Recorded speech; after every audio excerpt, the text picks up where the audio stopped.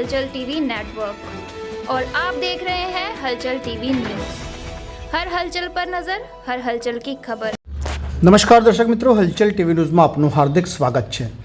Railway મજદૂર સંઘના આગામી દિવસોમાં યોજાનારી ચૂંટણીના પગલે વેસ્ટર્ન રેલવે મજદૂર સંઘ દ્વારા આણંદ ખાતે બેઠક યોજી રેલવે કર્મચારીના સતત પડખે રહી ઉકેલ માટે સંઘની સક્રિયતાના પગલે જીતનો આત્મવિશ્વાસ રજૂ કર્યો। શરીફ ખાન દ્વારા જણાવવામાં આવ્યું, દેશના સૌથી મોટા મજદૂર સંઘ રેલવે મજદૂર સંઘની આગામી 4 થી 6 દરમિયાન યોજાનાર ચૂંટણીના પગલે આજે વેસ્ટર્ન રેલવે મજદૂર સંઘના શરીફ ખાન કાબર આજે આણંદ રેલવે સ્ટેશન ખાતે આવી પહોંચી વેસ્ટર્ન રેલવે મજદૂર સંઘના કર્મચારીઓ સાથે બેઠક યોજી સંઘને વિજયી બનાવવા સંકલ્પ લેવામાં આવ્યા હતા। આ પ્રસંગે કાબરે રૂબરૂ મુલાકાતમાં જણાવ્યું હતું કે વેસ્ટર્ન રેલવે મજદૂર સંઘ સતત રેલવેના નાનાથી મોટા કર્મચારીઓની સમસ્યાના ઉકેલ માટે કેન્દ્ર રેલવે વિભાગ સાથે મંત્રણા હાથ ધરી સફળતાપૂર્વક લાવવામાં સક્રિય હોવાનું જણાવ્યું હતું। સંઘના અગ્રણી શરીફ ખાને જણાવ્યું હતું કે વેસ્ટર્ન રેલવે મજદૂર સંઘ કર્મચારીઓના પડતર પ્રશ્નો માટે સતત લડત આપી કર્મચારીઓના હિતમાં કાર્યરત હોવાનું જણાવ્યું હતું। હજુ પણ કેન્દ્ર રેલવે વિભાગ દ્વારા કર્મચારીઓના કેટલાક વણઉકેલા પ્રશ્નો ઉપર આંધળુકિયા કરતું હોય, આગામી દિવસોમાં જરૂર પડશે તો મક્કમ લડત સાથે આંદોલન કરવામાં આવશે। સતત રેલવે કર્મચારીઓ પોતાના પરિવારજન હોય તેમના હિતમાં નિર્ણય લેવામાં આવે તે દિશામાં આગળ હોય।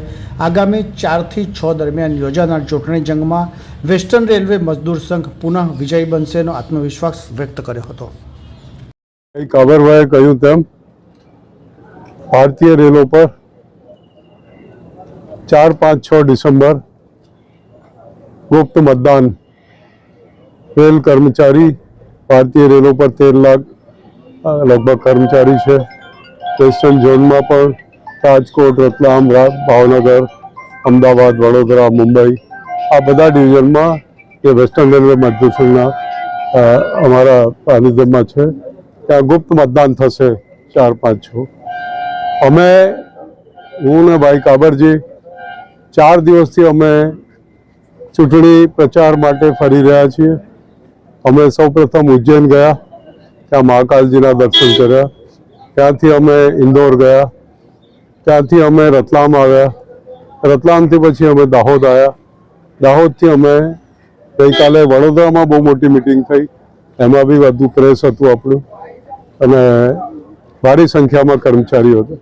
અમે જ્યાં જ્યાં ગયા છે હું મોટી વાત નથી કરતો, પણ ભાઈ કાબરભાઈએ કહ્યું તેમ કર્મચારીનો ઝુકાવ આજની તારીખમાં નેશનલ ફેડરેશન ઓફ ઇન્ડિયન રેલવેમેનના વિદ્વાન મહામંત્રી, નેશનલ મહામંત્રી જેઓ 34 લાખ કેન્દ્રીય કર્મચારીના પણ લીડર છે, ડૉક્ટર એમ રાઘવૈયાજી અને ગુમાનસિંહજી પ્રેસિડેન્ટ, અમે લોકો જે કાર્યો કર્યા છે છેલ્લા 10-11 વર્ષમાં દાદા માહુરકર કરી ગયા, તો એમની જે ભાથું અમને મળ્યું છે અને કર્મચારીઓના એટલા કામ થયા તો કર્મચારી સ્વયંભૂ મજદૂર સંઘની સાથે જોડાયા છે।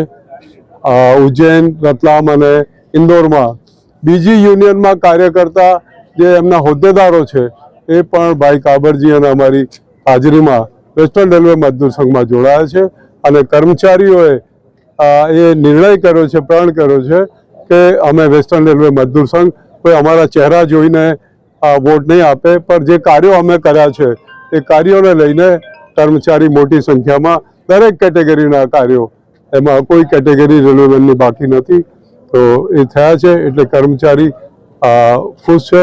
કર્મચારીઓને અમે બીજું આશ્વાસિત આપ્યું છે કે જે પેન્ડિંગ અમારા ઘણા વર્ષોથી આઇટમો પેન્ડિંગ છે એમના પ્રશ્નો, ચાહે ન્યૂ પેન્શન સ્કીમની વાત હોય, કેડર રિસ્ટ્રક્ચરિંગ કમિટીની રિપોર્ટ હોય, પછી બોનસની સીલિંગ લિમિટ રિવાઇઝ કરવાની વાત હોય, હે ને, આ ઘણા બધા પ્રશ્નો જે ભારત સરકાર પાસે 7-8 વર્ષોથી લંબિત છે એને પણ અમે ઉપર ઉગ્ર આંદોલન કરીને અમે એમને પણ મનાવવાની વાત કરીશું। તો આપ અહીંયા પ્રેસ અને મીડિયાના ભાઈ જે અમારી વાતને વાચા આપો છો, આપનો ધન્યવાદ। જય હિન્દ, જય ગુજરાત। હું આરજી કાબર, general secretary western Railway Mazdoor Sangh एवं joint general secretary National Federation of Indian Railwaymen New Delhi. Western Railway Mazdoor Sangh Anand branch में आज अहींया एक ગેટ મિટિંગનું અમે આયોજન કરી રહ્યા છીએ. આ મિટિંગ આયોજન કરવાનો મુખ્ય હેતુ સિક્રેટ બેલેટ ઇલેક્શન છે. આવનાર તારીખ 4, 5, 6 ડિસેમ્બરના રોજ સમગ્ર ઇન્ડિયન રેલવેની અંદર તમામ ઝોનમાં 17 ઝોનની અંદર સિક્રેટ બેલેટ ઇલેક્શન યુનિયનની માન્યતા માટે થઈ રહ્યું છે. આની પહેલાં પણ 2007 અને 2013માં આવી જ રીતે યુનિયનની માન્યતા માટે ઇલેક્શન થયેલું. 2013માં વેસ્ટર્ન રેલવે મજદૂર સંઘ વેસ્ટર્ન રેલવેમાં નંબર 1 આવેલ અને પૂરો વિશ્વાસ છે કે આ આવનાર ઇલેક્શનમાં પણ વેસ્ટર્ન રેલવે મજદૂર સંઘ નંબર 1 આવશે.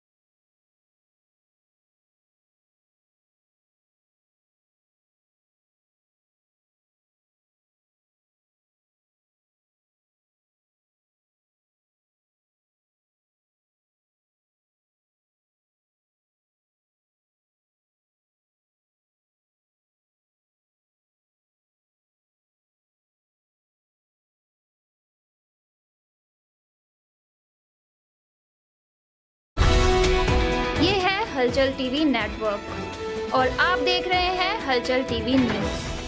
हर हलचल पर नज़र, हर हलचल की खबर।